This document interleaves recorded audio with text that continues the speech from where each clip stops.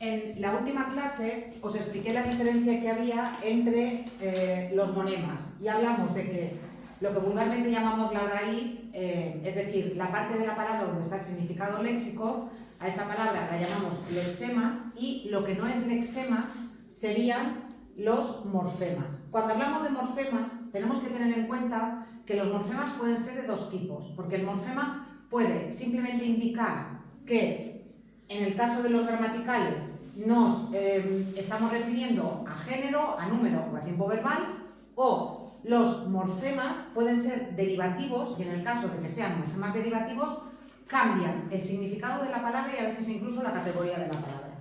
Si hablamos de los morfemas flexivos o gramaticales, nos encontraríamos con aquellos que por una parte pueden afectar a los nombres, y aquí nos encontraríamos con los morfemas que nos indican género, masculino o femenino. Pensad que esto no se aplica para todas las palabras. En castellano hay palabras que no admiten una oposición masculino-femenino, pero que la palabra es como categoría, en fin, tiene un género adscrito. Mesa es la mesa. ¿Por qué es la mesa y no es el meso o el mesa? Pues porque nos hemos dado la convención de que la palabra mesa es una palabra femenina. ¿Por qué es una palabra femenina? Bueno, porque viene de una palabra en latín, que no sé qué, pero es completamente arbitrario que los sustantivos en castellano sean masculinos o femeninos, excepto para los seres vivos, que en el caso de los seres vivos, animales y personas, ahí sí que hay una cierta correlación entre sexo y género, ¿sí? El género es completamente arbitrario en castellano y hemos decidido que sillón es masculino pero que silla es femenino, ¿sí? Esto vuelve locos, por ejemplo, a los hablantes del inglés, porque ya sabéis que en inglés los nombres, los sustantivos, pues no tienen género, ¿sí? Repito, una cosa es el género y otra cosa es el sexo, y por de ahí los sustantivos en castellano tienen género y son masculinos o femeninos, y ya cuando nos metemos en el lío del sexo es cuando acabamos diciendo los alumnos y las alumnas son listos y son listas porque sus padres y sus madres son estudiosos y son estudiosas. Ya cuando nos metemos en esos jardines, en fin, yo de eso no voy a hablar, pero bueno, en el caso de que las palabras tengan masculino o femenino, el morfema sería un morfema gramatical o flexivo, ¿sí? También nos encontraríamos con el número, el singular o plural, lo que nos indica si una palabra es singular o plural sería también, estaría marcado básicamente por la S, en el caso de los sustantivos y de los adjetivos. En el caso de los verbos estaría marcado por una terminación diferente. Frente a hablo, hablamos. Lo que me está marcando que hablo es singular y que hablamos es plural es la O frente al amos. ¿De acuerdo? Entonces, en el caso de la O de hablo, fijaos, no estaríamos hablando de una O de masculino, sino que estaríamos hablando una O de primera persona del singular, para entendernos, ¿vale? Por tanto, los morfemas, como os he dicho, gramaticales, pueden ser de género, que nos indican masculino o femenino, de número, que nos indican singular y plural. Luego, cuando hablemos de los sustantivos, os explicaré aquellos casos en los que los sustantivos no admiten singular o no admiten plural, porque los hay. En el caso del verbo, que aquí entrarían las llamadas desinencias, nos encontramos con que la desinencia verbal nos indica la persona, la primera que sería para yo y nosotros, la segunda que sería para tú y vosotros, y la tercera que sería para él, ella o ellos, ¿sí? Nos encontraríamos, por tanto, con la persona, nos encontraríamos también con el número, como os he dicho antes, yo sería el singular frente a nosotros, que sería el plural.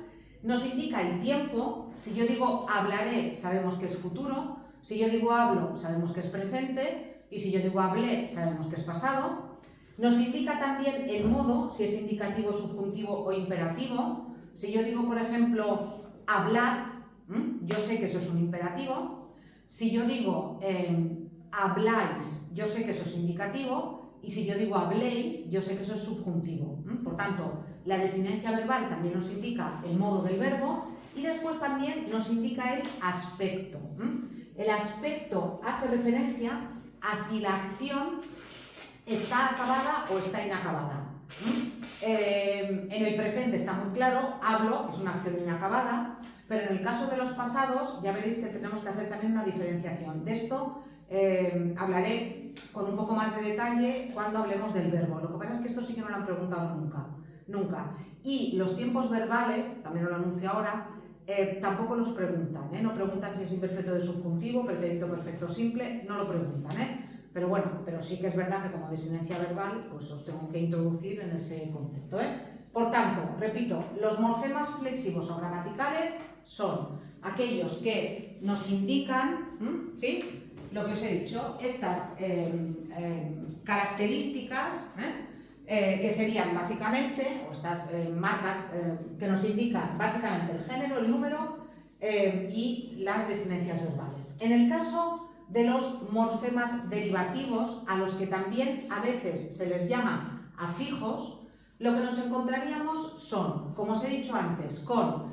esos componentes, esos morfemas que podemos añadir al principio de la palabra, al final o incluso en medio, luego los veremos, y que lo que hacen es que cambian el significado del lexema, modifican el significado del lexema, y ya no solamente de forma gramatical. Fijaos, si yo digo niño o niños, el significado del lexema solamente ha cambiado de forma gramatical, en el sentido de que niño me indica uno, niños me indica más de unos. Pero si yo, más de uno, pero si yo digo niño o digo niñera, ese era ya me ha cambiado el significado, porque ya no estoy hablando de un niño, estoy hablando de alguien que cuida a un niño. Si yo digo aniñado, el cambio es todavía más grande, porque el morfema que he puesto al principio, a, y el ado que he puesto detrás, sí, hacen que encima la palabra cambie de categoría gramatical y pase de ser un sustantivo, un nombre, a ser un adjetivo. ¿Lo veis? Esa es la función, por tanto, de los morfemas derivativos o afijos, que modifican el lexema. No simplemente me indicarán si es singular, plural, masculino o femenino, sino que harán cambios más profundos en la palabra. Y en este caso me puedo encontrar con tres tipos de morfemas derivativos. Me puedo encontrar con prefijos, me puedo encontrar con sufijos y me puedo encontrar también con infijos o interfijos, que es lo mismo. Cuando hablamos de prefijos, estamos hablando de aquello que ponemos, para entendernos, delante, ¿sí?, del lexema, prefijo, como en los teléfonos, ahora ya no hay, pero antes cuando había prefijo provincial, tú sabías que eso era lo que iba antes del número de teléfono. Por tanto, el prefijo es lo que va delante de la palabra. Yo aquí ahora os podría poner una lista enorme de prefijos en castellano y deciros, pues eso, des indica lo contrario. Os subiré un documento con una lista enorme, pero esto, si os lo preguntan, lo vais a poder deducir por lógica. Si yo digo imposible, entendéis que es lo contrario de posible, es decir, aquello que no es posible. ¿Sí? Hay muchísimos prefijos en castellano, muchísimos. Entonces, el prefijo sería, como os he dicho, aquel morfema derivativo que va delante del lexema y que en general no produce cambios en la categoría gramatical. Es decir, cuando ponemos un prefijo, si le ponemos un prefijo a un verbo, la palabra resultante sigue siendo un verbo. Si le ponemos un prefijo a un sustantivo, la palabra resultante continúa siendo un sustantivo. Y si le ponemos un prefijo a un adjetivo calificativo, la palabra resultante continúa siendo un adjetivo. Hacer, deshacer, posible, imposible, ¿sí? Yo qué sé, capacitado, discapacitado, ¿de acuerdo? Me estoy encontrando con palabras que son que tienen un significado diferente, pero que mantienen la misma categoría gramatical. ¿Me entendéis cuando hablo de categoría gramatical, verdad? Sustantivo, adjetivo, verbo, adverbio, ¿sí? Bien. ¿Qué ocurre con los sufijos? Los sufijos se ponen detrás, es decir, el sufijo es el morfema derivativo que va después del lexema. Ejemplos, pues perrito, delgaducha o colilla. Sí, de cola, colilla. Ya sé que muchas veces lo que nos pasa con los sufijos es que llega un momento en que ya no somos conscientes de que eso es un sufijo y perdemos, digamos, el origen de la palabra. La cola, el final del cigarro en este caso es la colilla, ¿sí? Entonces, ¿qué ocurre? Que ya es una palabra que está tan lexicalizada que perdemos como la conciencia de que aquello es un sufijo, cosa que por ejemplo no pasa con perro, perrito, que tenemos muy claro que el lexema es per, ¿eh? ¿Sí? Va. Cuando hablamos de tipos de sufijos, tenemos que tener en cuenta que hay dos tipos, a su vez, de sufijos, ¿eh? Nos encontraríamos con esos sufijos que son obligatorios para el significado de la palabra. ¿Por qué? Porque son necesarios para lo que la palabra significa. Por ejemplo, lechero, ¿vale? Si yo quiero referirme a la persona que vende leche, tengo que decir lechero.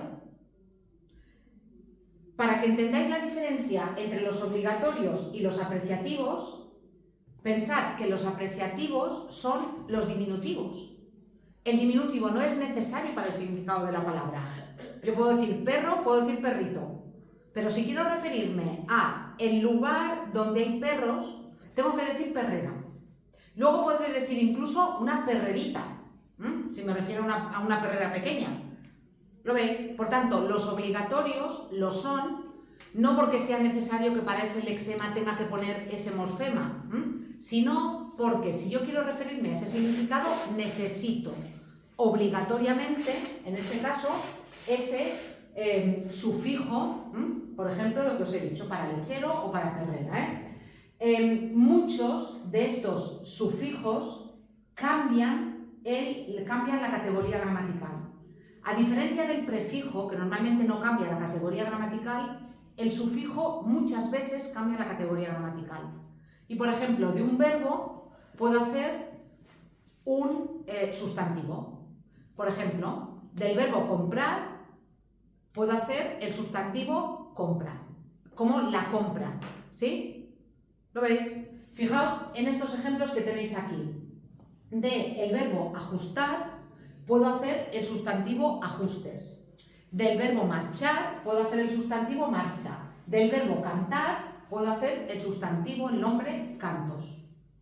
¿Veis? Por tanto, es el sufijo lo que me cambia la categoría gramatical y lo que hace que un verbo pase a ser un sustantivo.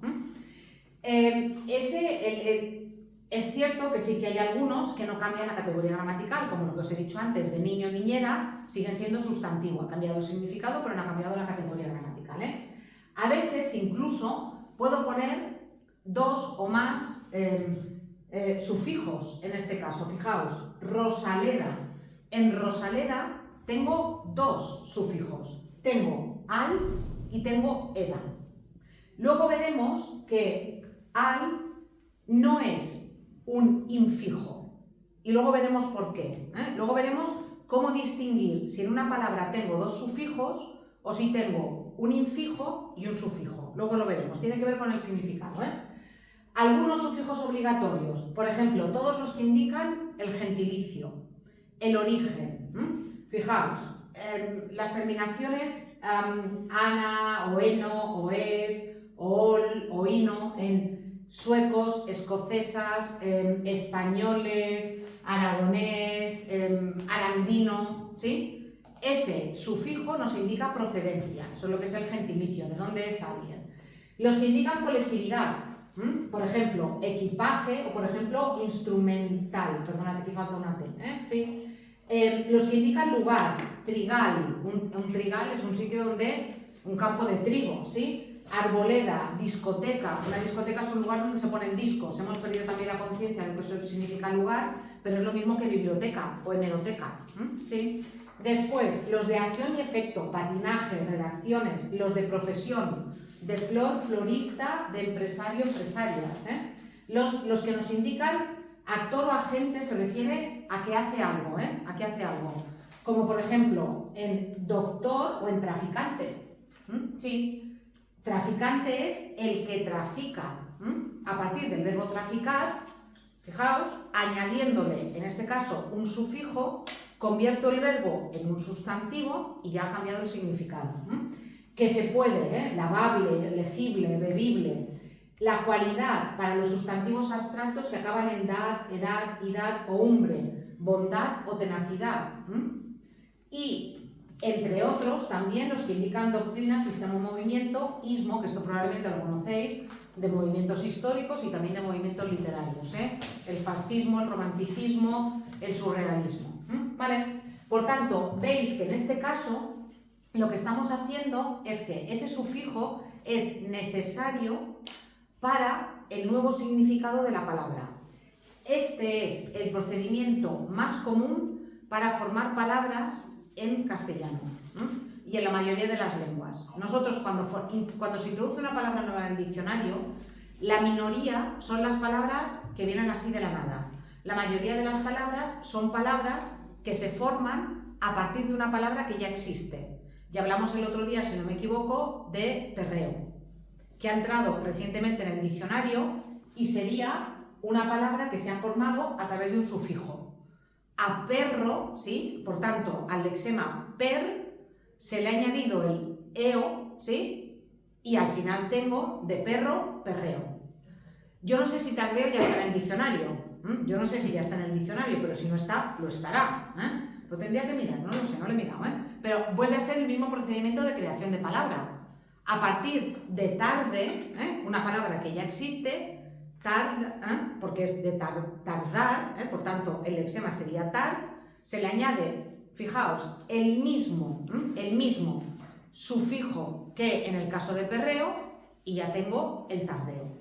Repito, esta es la forma más normal, este es el procedimiento más común para introducir palabras nuevas en una lengua, o como mínimo en las lenguas occidentales. En las lenguas orientales no tengo ni idea de cómo funcionan los ideogramas y todo eso. Cuando hablamos también de los sufijos, tenemos que tener en cuenta que también hay sufijos apreciativos. Los sufijos apreciativos son esos que no son necesarios para el significado de la palabra, porque lo que hacen es que aportan un matiz afectivo o expresivo. Y ahí nos encontraríamos con los diminutivos, guapetes, por ejemplo. Cuando hablamos de perritos, está más claro, un perrito, un perro pequeño es un perrito. En el caso, por ejemplo, de guapetes, perdemos un poco la percepción de que eso es un diminutivo, pero es el e es lo mismo que el i, ¿sí? Como guapito, sería. Chiquillas, locuelo, todos estos nos indicarían un significado de pequeñez, de disminución. Los aumentativos, grandote, cabezón, buenazo, evidentemente cochazo, ¿sí? Y en el caso de los aumentativos, muchas veces también tienen un significado de apreciación positiva. Por ejemplo, un cochazo. El azo, en principio, significa algo grande, pero cuando alguien tiene un cochazo, no solamente tiene un coche grande, tiene un coche bueno, tiene un coche caro, diría más que bueno, tiene un coche caro. En el caso de los despectivos, indican en principio desprecio, como por ejemplo casucha, ¿sí? Una casa desvencijada, una casa, en fin, en malas condiciones, es una casucha. Y, por ejemplo, prefijos como ajo o aja, que en principio también son despreciativos. En el caso, por ejemplo, de pequeñaja o pequeñajo, al final acaban teniendo un matiz que casi es lo contrario de despreciativo, que casi es de cariño, ¿sí? Entonces, pero fijaos en la diferencia. En el caso de los apreciativos no estoy cambiando el significado. Un pequeñajo es alguien pequeño. Un cochazo es un coche. No es lo mismo de coche-cochera. En el caso de coche me refiero al vehículo, en el caso de cochera me refiero al lugar. Por eso tenemos la diferencia entre los sufijos obligatorios, los que cambian el significado de la palabra, y los sufijos apreciativos, que serían aquellos que añaden este matiz expresivo, que básicamente es de grande, pequeño, o un valor, pues eso, despectivo o apreciativo, en este caso, bueno, de cariño en algún caso. ¿Qué ocurre con los infijos o interfijos? ¿Os acordáis de cuando el otro día habíamos hablado de destornilladorcitos? Que habíamos visto que a veces necesitamos poner algo en medio para que la palabra se pueda pronunciar. ¿Sí? A esa parte de la palabra que añadimos, o a esa parte que añadimos en la palabra para poderla pronunciar correctamente, lo voy a decir así de forma, en fin, un poco resumida, ¿sí? A eso le llamamos infijo o interfijo. Tenemos que tener cuidado, como os he dicho antes, en no confundir un infijo con dos sufijos. Mirad, si yo tengo, por ejemplo, la palabra Rosaleda y yo no sé si el al que tengo aquí es un interfijo o es un sufijo, ¿qué es lo que tengo que hacer? ¿Rosal tiene significado? Sí. Como rosal tiene significado y yo podría decir rosal, evidentemente puedo decir Rosaleda con otro significado, pero yo puedo decir rosal. En este caso el al no es un interfijo, sino que es un sufijo. Pero si yo tengo una palabra como humareda y no sé si al es un interfijo o un sufijo, fijaos, ¿qué tengo que hacer? Lo mismo que he hecho antes, le quito el eda. ¿Qué me queda? Me queda humar. ¿Humar tiene significado en castellano? No. En todo caso es ahumar, pero no humar. Por tanto, el ar que tengo aquí es un interfijo. Y si yo os dijera que descompusierais esa palabra en monemas, me diríais que es el lexema, ar es el interfijo o infijo y eda es el sufijo. Y si os fijáis, luego a esta palabra le puedo añadir un morfema gramatical, porque puedo decir humaredas. ¿Lo veis? Por tanto, a los lexemas se les pueden añadir morfemas derivativos, pero también morfemas gramaticales. ¿Queda claro? De manera que podríamos descomponer, pues como vimos el otro día, en dos destornilladorcitos hasta tener partes muy pequeñas de la palabra. En el examen no os van a pedir que descompongáis las palabras, pero en el examen sí que os pueden dar ya la palabra descompuesta, os pueden marcar en negrita el ar y os pueden decir esto es un prefijo, un sufijo o un morfema gramatical. Bueno, en este caso no sería ninguna de las tres cosas porque sería un infijo, ¿vale? Pero sí que os lo pueden preguntar así. Alguna vez han preguntado, no muchas, pero alguna vez han preguntado por un infijo. Pero básicamente por lo que preguntan es más por sufijos que por infijos, ¿vale?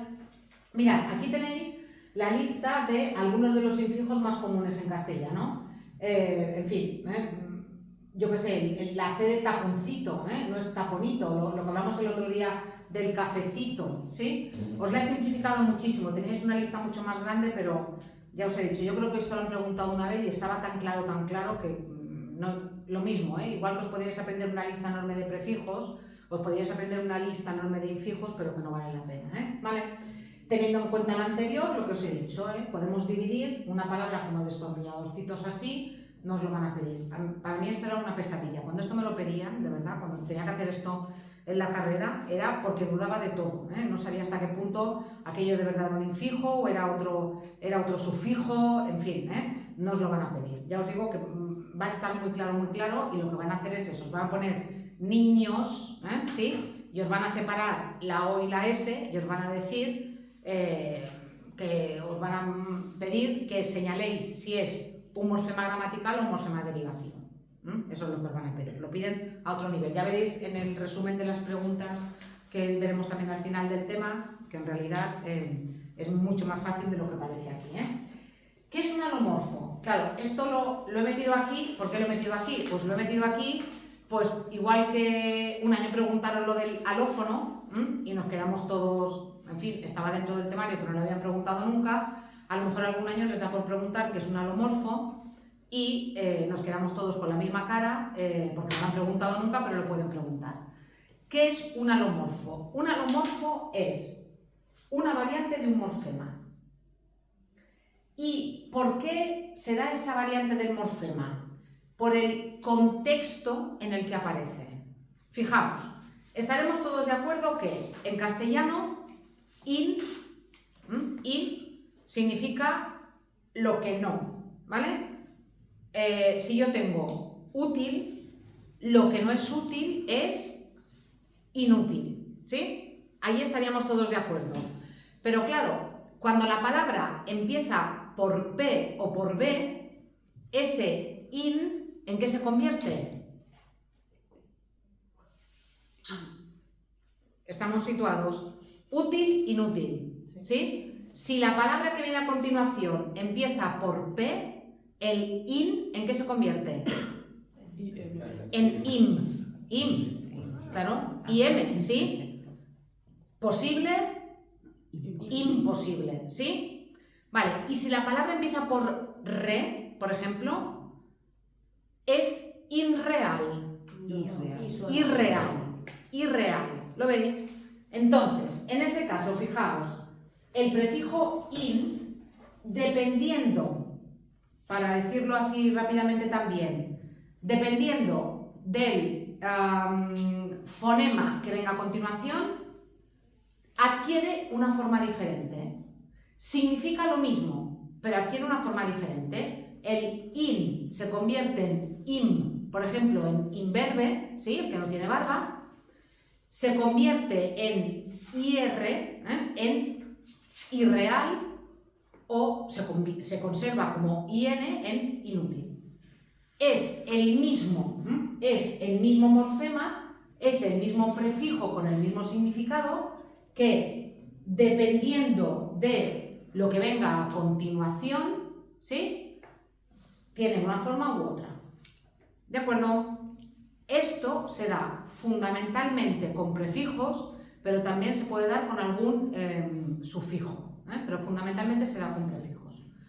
¿Queda claro, por tanto, esto? Sí. Si vamos al esquema que tenéis ahí, pensad que tendríamos los constituyentes de la palabra, tendríamos el monema, que sería, por una parte, la raíz. Todas las palabras tienen que tener lexema, eso sí que es obligatorio, ¿sí? La raíz de la palabra, el lexema. Y después, la palabra puede tener diferentes tipos de morfemas. Puede tener morfemas gramaticales, que serían los de género, que serían los de número y que serían las desinencias verbales. Y además puede tener morfemas derivativos. Si están delante del lexema, serían prefijos. Si están detrás del lexema, serían sufijos. Y si están entre el lexema y el sufijo, sería infijo o interfijo. Y os recuerdo también que haya morfemas gramaticales no impide que haya morfemas derivativos. Es decir, en una palabra me puedo encontrar morfemas derivativos y después morfemas gramaticales. De comedor, de comer, comedor, comedores. ¿Sí? De niño a niñadas. ¿Vale? Combinación de morfemas derivativos con morfemas gramaticales. ¿Queda claro esto? Sí. Pues con esto he acabado la estructura de la palabra.